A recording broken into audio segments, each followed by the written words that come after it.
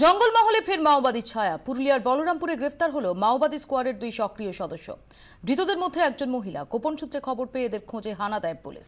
ধৃতদের নাম কবিতা ঘরুই ওরফে কল্পনা ওরফে সরলা এবং পঞ্চানন মাহাতো। দুজনের কাছে উদ্ধার হয়েছে আগ্নেয়াস্ত্র। টাটা পুরুলিয়া মেইন রোডে হনুমান ব্রিজের কাছে এরা পুলিশের জালে ধরা পড়ে। দীর্ঘদিন ধরেই পুলিশের খাতায় নাম রয়েছে দুজনের। একাধিক থানায় কেসও রয়েছে। ধৃতেরা একসময় মাওবাদী অযোধ্যা স্কোয়াডের সদস্য ছিল। তাদের বিরুদ্ধে অস্ত্র আইন সহ একাধিক ধারায় মামলা শুরু করেছে পুলিশ। অনুপ মুখার্জি আমাদের সঙ্গে টেলিফোন লাইনে রয়েছেন। অনুপ, কিভাবে এদের দুজনকে ধরা সম্ভব হলো এবং এখানে এরা কি কারণে এসেছিল সেই সম্পর্কে কোনো আন্দাজ পাওয়া যাচ্ছে? দেখো, গোটা ঘটনাটাই হচ্ছে যে পুলিশ কিন্তু রাজ্য পুলিশ যতই বলুক যেখানে মাওবাদীদের কোনো সক্রিয়তা নেই, কিন্তু আমরা জানি যে মাওবাদীরা বিভিন্ন সময় যে তাদের নাশকতার ঘটনা ঘটানোর জন্য এখানে পরিকল্পনা করছে, তাদের সক্রিয় আবার নতুন করে পুনর্গঠিত করছে, এটা কিন্তু পুলিশের উচ্চস্তরে পদস্থ আধিকারিকের জানতে হবে। যে কারণে গত 1-2 দিন আগে পুরুলিয়াতে একটা বড় মাপের বৈঠক হয়েছিল ঝাড়খণ্ড পুলিশের সঙ্গে এবং আমাদের রাজ্য পুলিশের সঙ্গে। এই বিশেষ করে সীমান্তবর্তী এলাকাগুলোতে পুলিশের নজরদারি এবং পুলিশ গোপন সূত্রে খবর পেয়ে যেটা বলছেন, কেননা আমরা জানি যে এখন শাসক দলে অনেকেই আছেন যারা একসময় মাওবাদী লিঙ্কম্যান ছিল। সেই রকম লোকজনদের মাধ্যমে কিন্তু পুলিশের কাছে ইনফরমেশন আসে এবং তার ভিত্তিতে কিন্তু এই দুজনকে তারা শনাক্ত করে এবং একসময় তাদের এখানে যাতায়াত ছিল এবং এইভাবেই তাকে গ্রেপ্তার করে। এবং ক্ষমতায় আসার পর, তৃণমূল ক্ষমতা আসার পর 2 তৃণমূল নেতাকে এরা খুন করে যারা একসময় এদের লিঙ্কম্যান ছিল, অজিত সিং সর্দার এবং বাকুম সিং সর্দার। ঘটনাটা ঘটেছিল 15ই নভেম্বর 2011 সালে।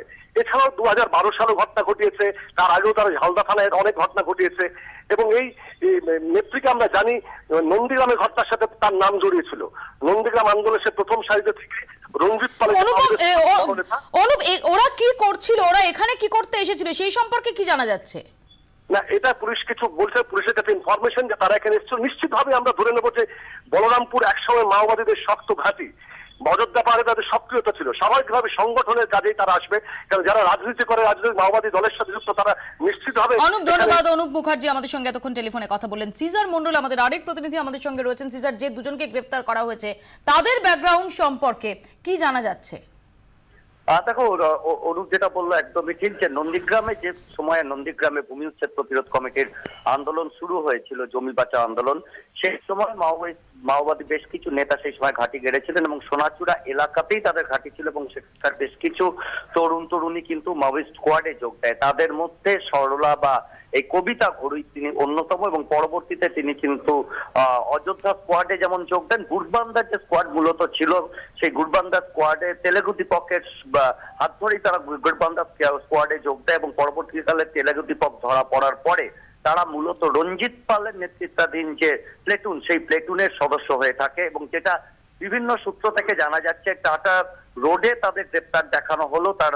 তাদের আসলে গ্রেপ্তার করা হয়েছে জামশেদপুরের অদূরে বিমলা লেকের পাশে একটি পাহাড় আছে, সেখানের এক জঙ্গল থেকে তাদের গ্রেপ্তার করা হয়েছে এবং যেটা পুলিশ সূত্রে জানা যাচ্ছে যে এদের মাধ্যমে এরা রঞ্জিত পালের স্কোয়াডের বেশ কিছু গুরুত্বপূর্ণ খবর দিতে পারে। এই জায়গা থেকেই তাদের গ্রেপ্তারটা অত্যন্ত তাৎপর্যপূর্ণ, কারণ এই রঞ্জিত পাল স্কোয়াডই একমাত্র অ্যাক্টিভ স্কোয়াড এই মুহূর্তে পশ্চিমবঙ্গ ঝাড়খণ্ড সীমান্তে, যারা নিয়মিত কিন্তু বা এই সীমান্তবর্তী এলাকাতে এখনো মাওয়িস্ট অ্যাক্টিভিটি সেটাকে টিকিয়ে রেখেছে। এখানে সিজার আমার তোমার কাছে জিজ্ঞাসা, যে আমরা তো দেখেছিলাম 2011 নভেম্বরে কিষেনজির মৃত্যুর পর এই রাজ্যে মাওবাদী মুভমেন্ট একটা বড় ধাক্কা খেয়েছিল। যেভাবে সাম্প্রতিক ডেভেলপমেন্টগুলো, যেমন আজকে দুজনের ধরা পড়া, আমরা দেখেছি রিসেন্টলি পুরুলিয়াতেই একাধিক রাজ্যের উচ্চপদস্থ আধিকারিকরা তারা বৈঠক করেছেন।